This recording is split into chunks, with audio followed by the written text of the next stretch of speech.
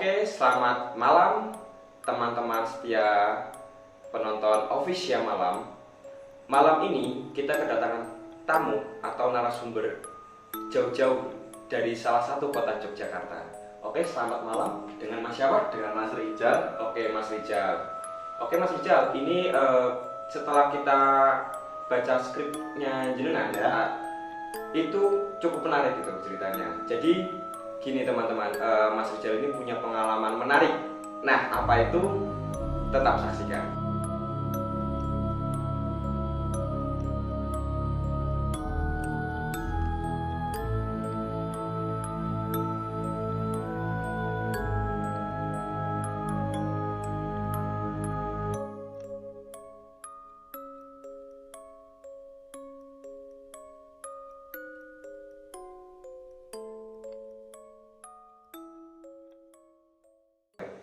Mungkin pengalaman saya itu nanti ada beberapa kesenian dari Yogyakarta, yaitu kesenian reog. Oh, reog ya sampai. Ya, saya kebetulan mengikuti kesenian reog dari 2017. 2017, oh, udah cukup lama juga ya Mas Rijal ya? Lumayan. Oh, oke. Dan itu mungkin ada beberapa pengalaman yang menurut saya sangat mengesankan dalam hal mistis mungkin ya. Nanti ada beberapa yang relate di dunia nyata dan itu masih kebawa di mimpi, dan di mimpi itu nanti masih berkelanjutan. Oh, seperti itu. Itu garis besarnya teman-teman. Nah, tetap menonton, kita akan mulai dari cerita dari Mas Rijal dalam dunia malam. Oke. Jadi itu ceritanya mungkin di desa saya itu akan mengadakan sebuah pentas seni kesenian reog mungkin di bulan Agustus. Dan itu emang sudah beberapa kali latihan sebelum bulan Agustus, itu mungkin 2 bulan sebelum Agustus itu kita dari paguyuban selalu latihan. Nah, di samping itu kalau di Jogja sendiri ya, kultur dari reognya khasnya Jogja itu mungkin kebanyakan nanti ada beberapa yang kesurupan dan lain-lain. Oh gitu ya? Iya, teman-teman saya itu banyak yang seperti itu Mas. Oh, sampai kesurupan Sampai kesurupan seperti itu. Tapi yang alhamdulillahnya saya tuh belum pernah, dan mungkin saya juga tidak meminta seperti itu. Dari awal Mas Rijal ikut kesenian tersebut belum pernah sampai kesurupan? Belum pernah. Belum pernah. Tapi kadang terbesit ini Mas, terbesit ingin tahu rasanya bagaimana sih kesurupan itu. Kan ada beberapa yang sampai makan kembang atau makan beling gitu ya, kan yang itu sebenarnya apakah yang dirasain di dalam dirinya sendiri itu gitu.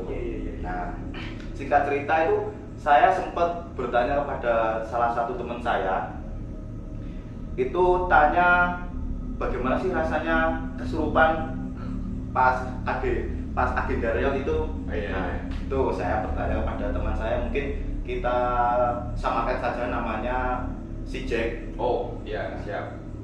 Si Jack ini dia langsung bertanya kembali, "Bu, kamu mau ngerasain belum?" Gitu. Akhirnya saya menjawab, saya tidak mau ngerasain Mas, saya cuma penasaran rasanya gimana, kalau boleh cerita. Tapi pada akhirnya dia tidak cerita. Dan mungkin temanku si Jack ini dia membawa pertanyaanku kepada teman-temanku reog semua. Akhirnya si Jack dan teman-temanku reog mempunyai anggapan bahwa aku pengen merasakan kesurupan. Seperti itu. Malah jadi salah paham gitu loh. Jadi miskomunikasi ya Mas ya? Oke. Pada akhirnya setelah beberapa hari, jam 11 malam saya ditelepon sama si Jack tadi.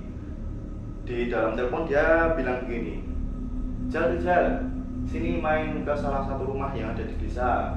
Kami dan kawan-kawan sedang bermain itu dalam tanda kutip mungkin mengasah ilmu yang seperti itu Mas. Kesurupan dan lain-lain itu. Akhirnya kan saya sedikit tertarik Mas, pengen lihat. Nah, akhirnya saya datang ke rumah tersebut. Di rumah itu agak besar dan di depan itu halamannya sangat luas Mas, dan dipagari oleh tembok-tembok. Ketika saya masuk, hal pertama yang saya rasakan dan mungkin sangat mengesankan buat saya saya duduk di halaman tersebut belum ada 5 menit, itu dada saya merasa sesak sekali mas. Itu saya nggak tahu kenapa, tapi mungkin kalau aku boleh menebak itu si Jack ini tadi bilang kepada teman-teman saya bahwa saya ingin merasakan seperti itu. Akhirnya teman-teman saya mempunyai anggapan saya ingin kerasukan. Oh iya. Dan sesak yang saya rasakan tadi mungkin kalau saya kira itu ada beberapa teman saya yang jahil gitu loh mas. Iya. Dia mungkin ingin memasukkan barang-barang seperti itu pada tubuh saya. Akhirnya dada saya sesak sekali, belum ada 5 menit mas. Akhirnya saya tahu akan hal itu, saya keluar dari halaman tersebut, halaman rumah, mampir ke rumah teman saya ambil wudhu, saya baca doa sebisa saya untuk pagar sendiri. Akhirnya saya masuk lagi mas ke dalam halaman tempat teman-teman bermain seperti itu. Lalu teman-teman sudah pada kerasukan, ada yang kemasukan pocong dan lain-lain. Saya jam 12 lebih 30 setengah 1 itu saya pulang mas. Saya sampai nggak berani pulang di rumah mas, padahal itu desa saya itu. Saking takutnya, saya tidur di tempat warung teman saya di beda desa. Nah, pas saya tidur itu saya ngimpi mas, langsung ada mimpi. Dan di dalam mimpi saya itu saya ditemui oleh kiai saya. Kebetulan dulu saya juga pernah di pesantren. Oh gitu. Oke. Saya ngimpi ditemui kiai saya, itu di dalam mimpi kisahnya sedang belajar sholat mas. Oh iya. Belajar sholat dengan banyak santri-santri, dan ada beberapa teman saya yang salah gerakan dalam sholat. Itu kiai saya itu marah-marah mas. Kenapa itu mas? Karena salah dalam gerakan sholat itu mas. Oh. Di dalam mimpi itu Ditegur lah ya sama. ditegur sama kiai saya. Ada beberapa yang ditegur, dan ada satu santri yang fatal, benar-benar fatal sholatnya itu. Dan shock saya mas, itu di dalam mimpi saya itu langsung digorok mas. Digorok lehernya mas. Itu saya shock itu mas. Akhirnya saya terbangun, dan saya meyakini bahwa mimpi ini ada kesan yang ingin disampaikan kepada saya. Nah, sebangunnya saya ternyata teman-teman yang jam 11 malam itu tadi, saya pulang duluan tadi, ada satu kejadian yang mungkin saya lewatkan karena saya pulang duluan. Oke, apa itu? Itu teman saya ada yang mungkin bisa disebut hilang sementara mungkin mas. Hilang sementara? Iya, karena ketemu lagi. Nah itu ceritanya gini mas. Gimana nih mas? Kok bisa sampai hilang gitu Nah, ya? setelah saya pulang, teman-teman saya itu masih melanjutkan bermainnya, melanjutkan itu dengan makhluk-makhluk seperti itu. Nah ternyata adalah salah satu teman yang mungkin udah kerasukan gitu mas, tapi tidak diperhatikan sama teman-teman lain. Akhirnya dia berjalan sendiri, dan posisi itu tidak ada orang yang sadar. Sadarnya teman-teman mungkin jam 1, setengah 2. Sadar bahwa teman saya itu nggak ada satu. Berarti dalam satu kelompok itu semuanya kesurupan semua itu mas? Tidak semua mas. Tidak semua, tapi hampir semua itu kerasukan gitu ya? Oke, ada yang kontrol juga. Oke. Dan satu orang yang teman-teman udah nggak ada ini, akhirnya penelusuran mas, kita cari. Kebetulan itu juga tempatnya agak sedikit wingit juga mas, angker. Sedikit angker Iya. ya? Oh. Rumah itu sempat kosong. Oke. Samping rumah itu bisa dikatakan kebun dengan penuh pohon bambu. Belakang rumah itu ada kebun juga dan kuburan. Wih, lengkap ya mas? Lengkap mas. Lengkap, dan itu emang terkenal mas. Nah akhirnya teman-teman saya itu mencari teman yang hilang ini tadi. Sebutlah kita teman yang hilang itu si siapa ya? Agus lah. Oh ya. Kita samarkan namanya saja, namanya si Agus. Sampai jam 3 pagi itu mas, belum sampai ketemu. Belum ketemu, sudah dicari tapi sudah dicari mas. Dan teman-teman saya meyakini bahwa sudah berkeliling lebih dari 3 kali. Dari dalam rumah, samping rumah, dari kebun-kebun tadi sampai kuburan juga dicari. Itu sebelumnya tuh memang sering latihan di rumah tersebut atau baru malam itu? Emang latihannya di rumah tersebut. Oh, memang di halaman dalam rumah artian tersebut. sudah beberapa kali gitu ya? Beberapa kali. Oh, oke. Emang latihannya di situ. Akhirnya belum sampai ketemu si Agus tadi, teman saya itu memanggil temennya yang mungkin paham akan hal-hal seperti itu mas. Oh, oke. Tanda kutip lah ya. Iya. Oke. Akhirnya datanglah teman saya yang bisa ini. Oke. Lalu dia mengatur, kita bagi aja caranya, jangan semua mencari, nanti takutnya ini mencari ada yang hilang lagi. Oh gitu. Dibagi-bagi, akhirnya jam 3 lebih itu baru ketemu mas. Jam 3 lebih dari jam 1 itu hilang. Dari jam 1 ini 1 pagi ya. 1 pagi Sampai jam 3 pagi. Iya. Luar biasa. Dan itu ketemunya itu hanya di samping rumah mas. Ternyata cuma di samping rumah. Cuma di samping rumah. Dan kok bisa itu kan? Pastinya kan teman-teman juga sudah mencari itu ya. sudah mas, sudah dipastikan. Sudah melewati tempat lokasi itu. Sudah dipastikan itu tempat. Oke. Terus di samping rumah itu cuma tempat kayu-kayu. Nah, akhirnya pas sudah ketemu ditemukan oleh teman saya itu, posisi teman saya yang bilang Agus tadi, dia masih kesurupan mas. oh mas ditemukan dalam kondisi kesurupan. Iya. Tapi badannya gimana? Terus gimana itu? Gini, di pojokan itu cuma gini. Tidur atau sambil menggigil atau Kelihatannya sih tidur mas. tidur ya? Iya. Ternyata pas di Tepuk atau gimana? Iya, diparani teman saya, Didatengin. didatengin teman saya itu, dia mengeram. Mengerang. Gitu. Oh berarti kesurupan ya? Masih kesurupan ternyata mas. Kesurupan. Akhirnya dibangunin, pas dia membuka matanya masih merah dan masih kesurupan. Akhirnya ditangani oleh teman-teman saya. Ada komunikasi nggak gitu, maksudnya antara pas masih kesurupan atau langsung diobatin, kayak langsung ditambahi gitu? Tidak ada komunikasi, Nggak ada komunikasi ya? langsung disembuhin. Langsung sembuhin. Cuma pas habis disembuhin, si Agus yang hilang tadi dia bercerita mas. Dia itu seperti di dalam mimpi. Di dalam mimpi itu dia kayak di suatu kerajaan yang sangat kaya dan sempat ditawarin makanan-makanan yang mewah. Di dalam ini pas di alam bawah sadarnya itu. Iya, di alam bawah sadar yang mungkin yang pas hilang itu Pas tadi. hilang tadi berarti Mas Agus ini sempat kesurupan dan dia ingetnya dia dibawa ke suatu kerajaan gitu ya.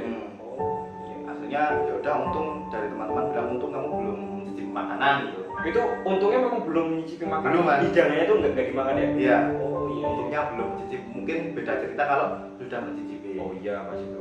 Itu cerita pada malam hari itu kan. Nah, itu masih berlanjut mas dari mimpi yang tadi yang saya ketemu Kiai tadi. Oh iya. Akhirnya saya dihubungi teman saya dulu, kakak kelas saya yang waktu di pesantren. Oke. Dia datang ke Yogyakarta menghubungi saya, Jal, ini aku ke Jogja nih, sini ngopi-ngopi gitu. Iya. Akhirnya saya datang mas di lokasi yang sudah dikasih sama teman saya itu.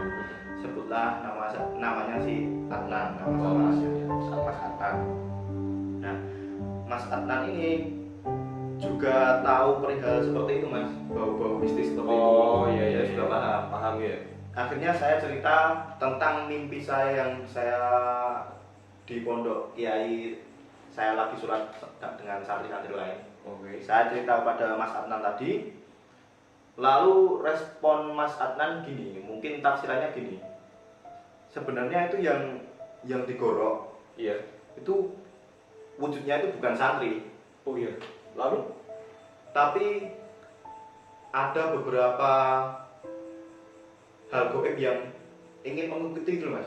Ngikutin Saya Oh mas mau ngikutin Mas Rijal gitu entah ya? mengikuti entah mau nyelakain itu mas. Oh gitu. Karena kan konteksnya sebelum saya mimpi tadi jam 11 kan saya bermain dengan teman-teman tadi, Iya. Mas, yang hampir dijauhi sama teman-teman Oh tadi. iya. Dan saya mungkin membenarkan omongannya Mas Anan tadi, karena di mimpi yang saya ceritakan saya tidak membuka dengan cerita jam 11 tadi. Saya cuma langsung cerita mimpi itu mas.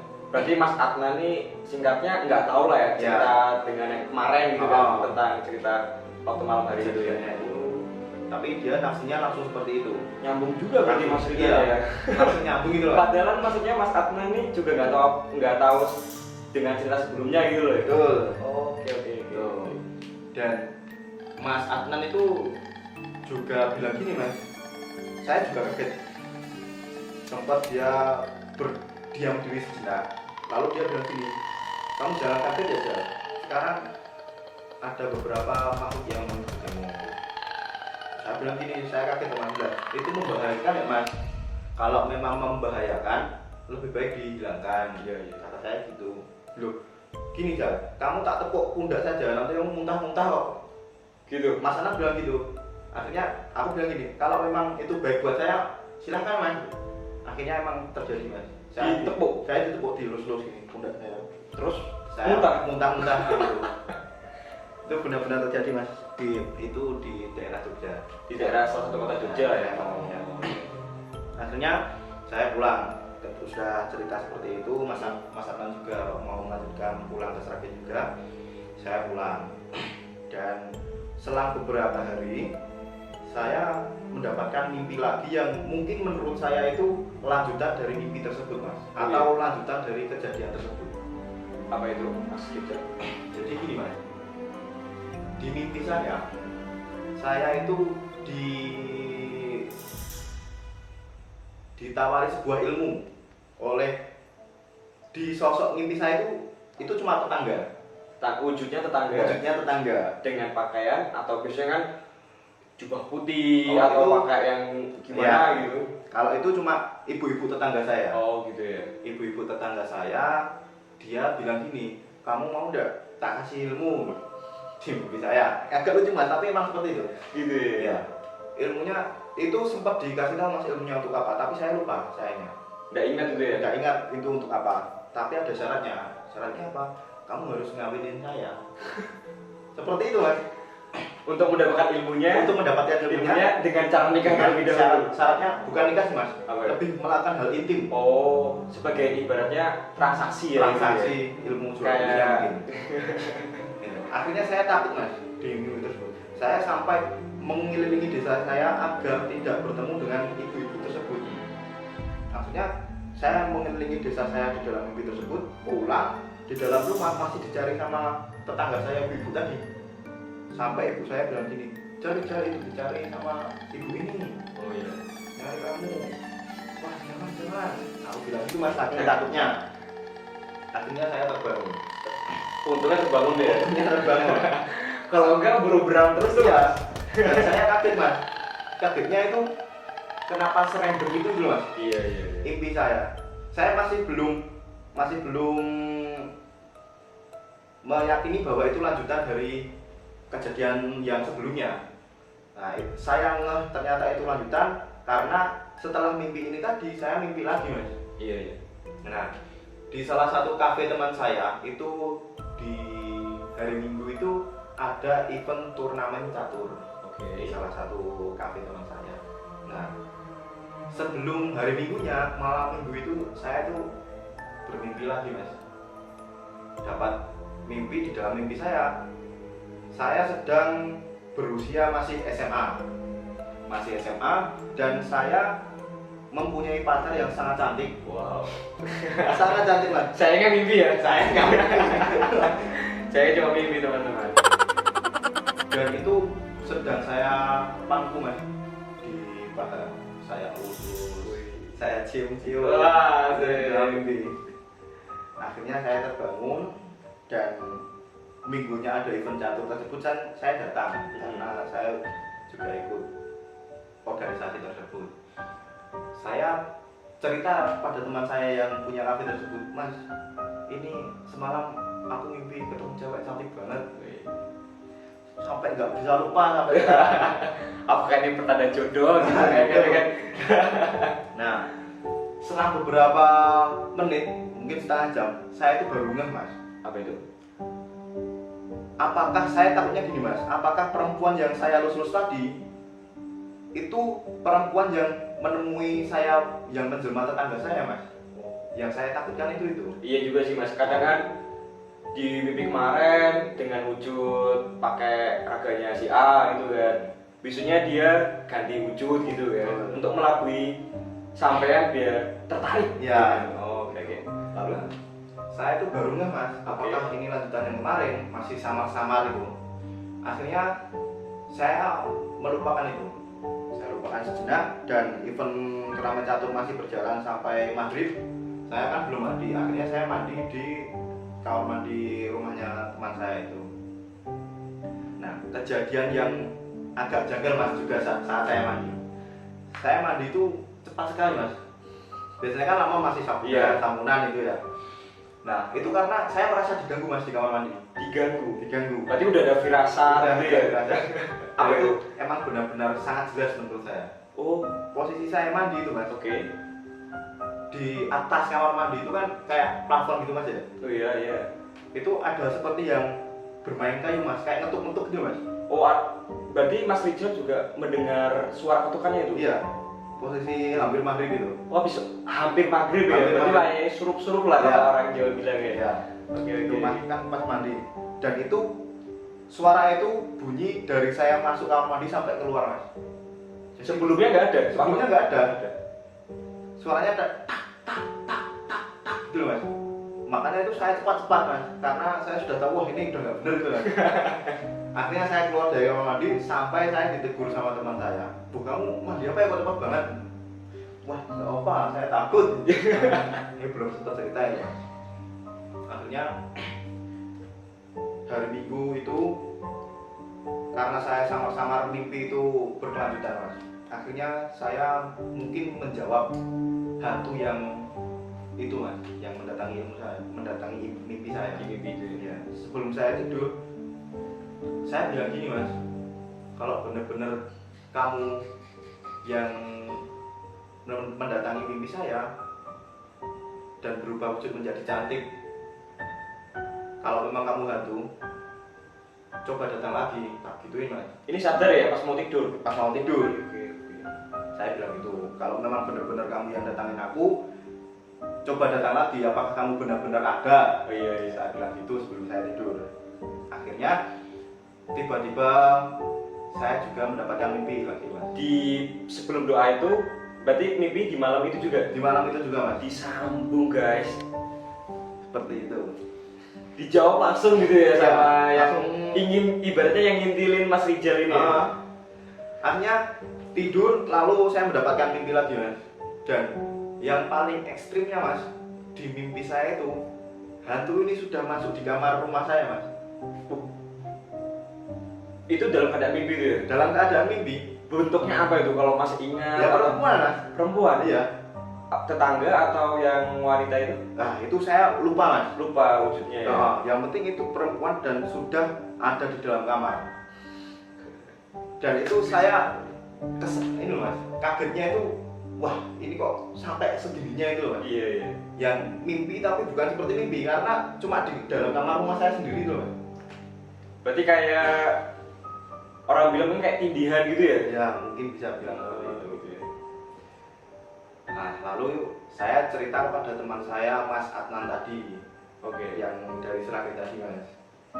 Saya cerita semua kejadian yang telah saya alami mimpi-mimpi tersebut. Iya. Lalu Mas Adnan bilang gini, Jal, kamu harus tahu sejarahnya ibu-ibu itu, ibu-ibu tetangga saya itu mas. Apakah dia emang bisa seperti itu, atau ternyata hantu lain yang menyerupai atau menjelma sebagai tetangga? Kamu harus tahu sejarahnya. Akhirnya saya mencari tahu mas. Saya tanya-tanya teman-teman desa, tetangga-tetangga, dan saya tidak menemukan sejarah dari ibu tersebut. Tidak ada yang tahu. Nah, lalu Mas Anan itu bilang gini, ya udah kalau kamu belum nemu siapa tetanggamu tersebut, dia bilang gini mas, kamu baca Al-Fatihah saja 7 kali, 1 napas, kamu tembak ke arah rumahnya. Ke arah rumahnya siapa nih? Tetangga itu yang dipinjam raganya itu ya? Iya.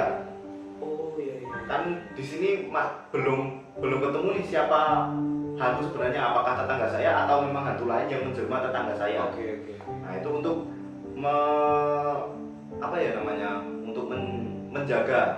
menjaga apakah ini memang tetangga atau hantu lain, yaitu membaca Al-Fatihah 7 kali dalam 1 nafas dan ditembak ke rumah tetangga saya.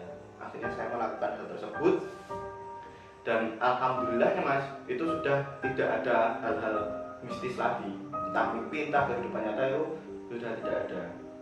Berarti Mas Adnan ini cukup mengerti juga ya hal dunia mistis teman-teman. Cukup mengerti. Oke. Nah, lalu saya juga punya teman satu desa yang mungkin juga tahu perihal seperti itu Mas. Oke. Yang mungkin tanda kutipnya juga bisa seperti itu. Akhirnya saya cerita kepada teman saya tersebut. Saya cerita dan teman saya itu malah mencari siapa sebenarnya yang mendatangi saya, yang ibaratnya ngintilin saya di dalam mimpi itu Mas. Kita main ke warung, kita ngobrol-ngobrol sebentar, akhirnya pulang dari warung ke rumah teman saya tersebut. Kita sama-sama sholat malam, mencari tersebut. Akhirnya kita mendapatkan 50% jawaban Mas. Apa itu jawaban-jawaban yang dapat ditelusuri? Nah itu Mas, saya kan sering main ke tempat kafe teman saya yang diadakan turnamen catur tersebut. Nah dulu sebelum kafe itu berdiri, itu ternyata bekas stasiun Jogja Mas. Bekas stasiun Jogja. Bekas stasiun Jogja yang sekarang sudah tidak berjalan lagi. Berarti sudah tidak difungsikan kembali lah ya stasiun tersebut. Ya. Tapi rumah-rumah dinas kereta api itu masih Mas. Oh, gitu. Jadi rumah teman kafe saya itu masih ada plat kayak KAI itu loh Mas. Oh iya. Rumah dinas kereta api itu. Nah, kata teman saya satu desa tadi, dia bilang bahwa mungkin bisa saja yang mengikuti saya itu adalah hantu dari bekas terminal tersebut, bekas stasiun tersebut. Karena mungkin dalam sejarah memang stasiun lama tersebut adalah jalur merah Mas katanya. Oh gitu. Gimana Mas yang jalur merah? Jalur merah itu jalur yang angker itu loh Mas. Oh, tanda kutip gitu Tanda ya kutip. teman-teman ya. Dan memang terkenal dedekotnya atau sesepuhnya itu seorang wanita yang ada di bekas stasiun yang sekarang sudah tidak berfungsi tersebut. Tapi teman saya tidak berani meyakinkan apakah benar dari sana karena saya sering main ke sana atau memang tetangga saya tersebut. Dan itu masih belum menemukan jawabannya sampai sekarang. Oh gitu. Pastinya juga Mas Rizal bertanya-tanya, ibaratnya biasanya kalau mimpi buruk itu malam itu selesai udah gitu kan. Ya. Tapi ini kok kenapa selalu berkesinambungan gitu kan? Kadang kan yang menjadikan pertanyaan itu kok ceritanya itu bersambung gitu kan. Jadi seperti itu teman-teman. Ya, mungkin itu sih Mas. Oke. Pengalaman saya yang cukup mengesankan bagi saya sendiri. Begitu teman-teman, cerita dari Mas Rizal. Mimpi yang disambung dengan realitanya itu ada kesinambungannya teman-teman. Cukup menarik. Oke. Baik teman-teman, begitulah cerita dari Mas Rizal yang bisa disampaikan sebagai narasumber malam ini. Oke, terima kasih banyak Mas Rizal. Sama-sama, Mas. Oke, selamat berjumpa Sama-sama. kembali Siap, di terima kasih. podcast selanjutnya. Jadi seperti itu teman-teman, jangan lupa ambil hikmahnya. Apapun ceritanya, apapun bagaimana alur ceritanya, ini kita bisa dapat percaya tidaknya itu kembali ke teman masing-masing gitu kan. Yang penting apapun ceritanya kita ambil hikmahnya, kita ambil pelajarannya, ambil baiknya gitu. Oke, terima kasih Mas Rizal. Sama-sama Mas. Oke, kita akhiri untuk diskusi malam ini. Jangan lupa like, subscribe, dan share. Betul. Oke.